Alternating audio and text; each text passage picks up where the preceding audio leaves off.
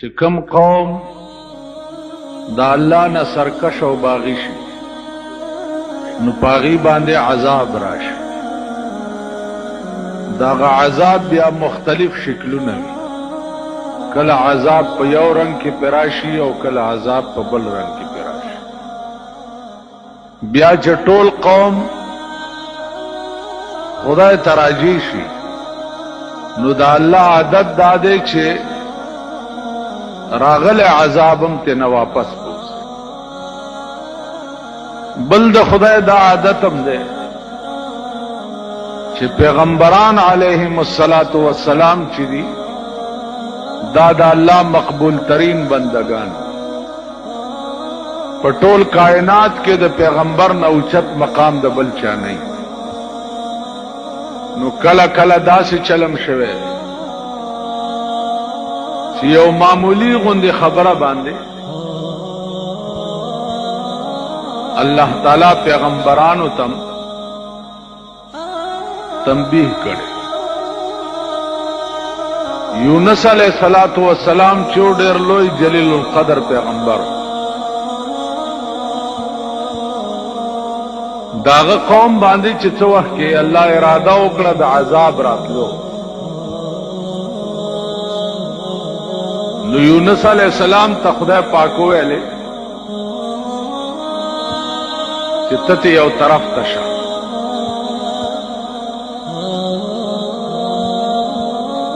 د قوم د پاره ما فیصله د عذاب وکړه، دوی باندې عذاب راځي او ته یو طرف ته شه. نو یونس علیہ الصلوۃ والسلام چې هغه تنا غرونو ته لاړ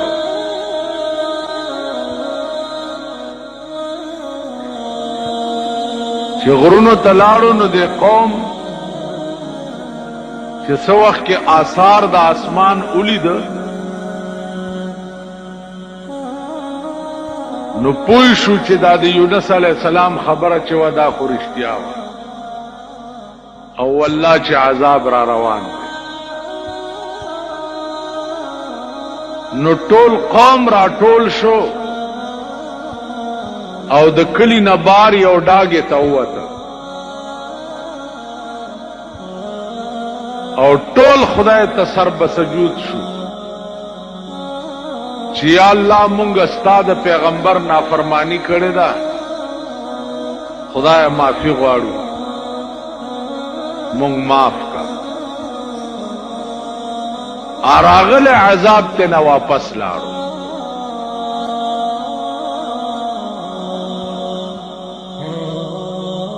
چې عذاب ته واپس لاړو قوم کو الله ته رجوع شو بس صحیح خلق. یونس علیہ السلام چې څو وخت کې راغی هغه دا خیال کړو چې بس قوم د قوم به تباه شوی.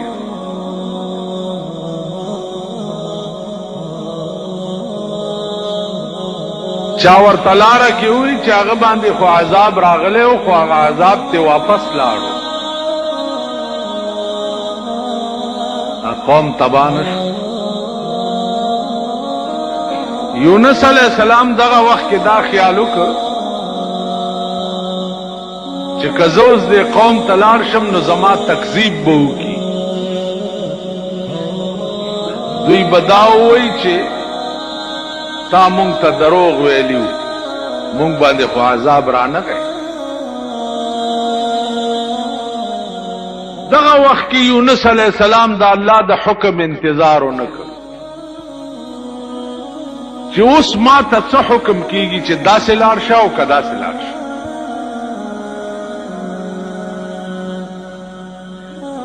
نو دی روان شو مخ په دریاب باندې او خیال یې وکړ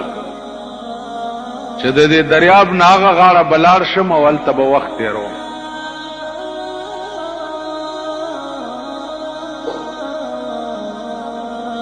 کشتۍ کې چې سور شو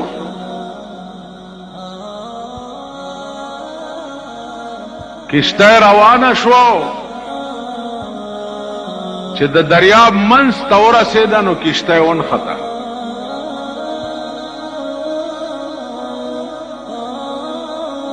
چې ونخته اوس نه مخکې ځي او نه رستو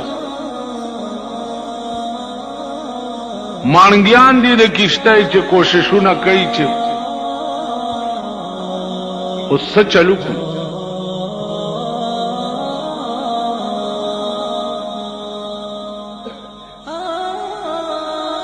आवाज وشو چې په دې کشتۍ کې د مالک نه څوک باغی را تختیدلې ده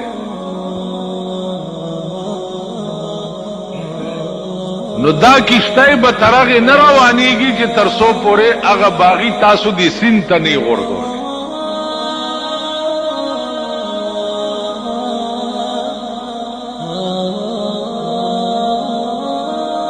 کشتۍ والا اریان دي چې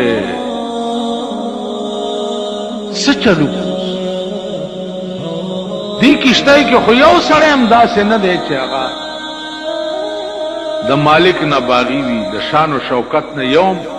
او بیا د پیغمبر خو ډېر لوی مقامي ډېر لوی شان و شوکت وي باغی چرته دا خیال کې دی شو چې دا به د مالک نه باغی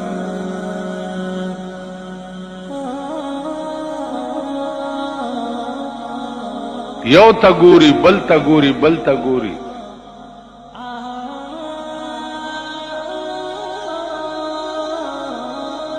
یونس علیہ السلام ورته فرمایل چې باغی زېما ما وګرځوي دې دریاب تنو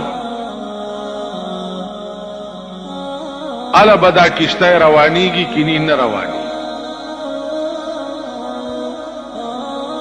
اغي ورتوي چې ستاد شان او شوکت نه دانه معلومیږي چې ته باغی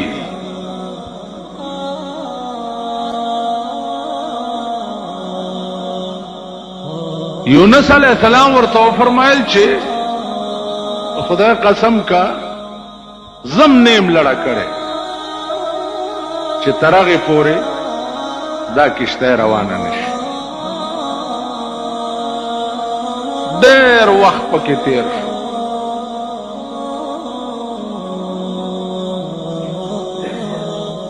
کشته کې نور دنیا چې څومره ناسته دا غم مجبوره شوه مانګیانم مجبور شو یونس علیہ السلام یونی وو دریاب ته وغورځو او چې وی غورځولو دې مقام کې الله د دریاب یو نهنګ ته حکم کړو چې دې کشته نه سړی را وغورځيږي ته تیر کا اغه نهنګ لوی مېد دریاب ورته ولاړو چې څنګه دې ورغورځولو هغه ونی و خلک او بس تیرې نهنګ ته حکم وشو چې دا هضم نکي ما داستا خېټه د پاره قید خانه جوړه کړې ده بستا په دې خېټه کې قیدی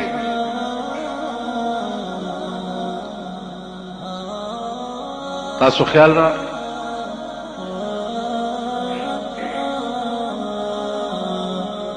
سلويخت ورځې یونس علیہ الصلوۃ والسلام چې هغه د مئی په خېټه کې قید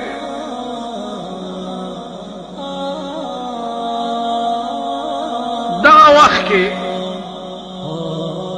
الله ته التجا وکړه چې بار الہ دې زینه د وتو صورت بچي اوزم بڅنګ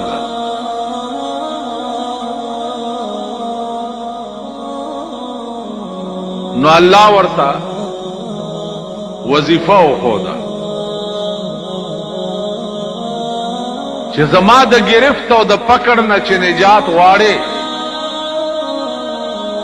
نو د مئی په دې خېټه کې دا وظیفه شروع کړه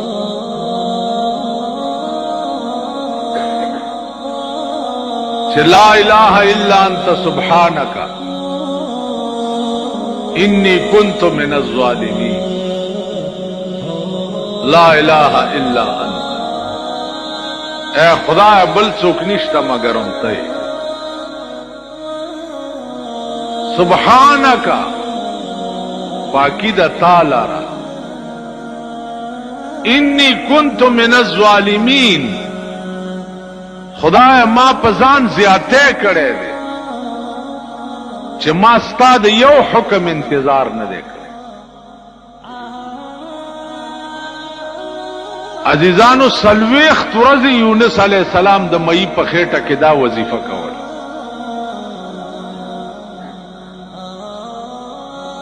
اندازه وکي د ځان سره چې یونس غوندي جلیل القدر پیغمبر خالد داسې تلونه داسې روان شو د الله د اراده بغیر او سلويخت ورځې د مئی په خېټه کې قید شو نن ستا ټول ژوند د الله د اراده بغیر روان دی چې تب څومره موده په جهنم کې قید شي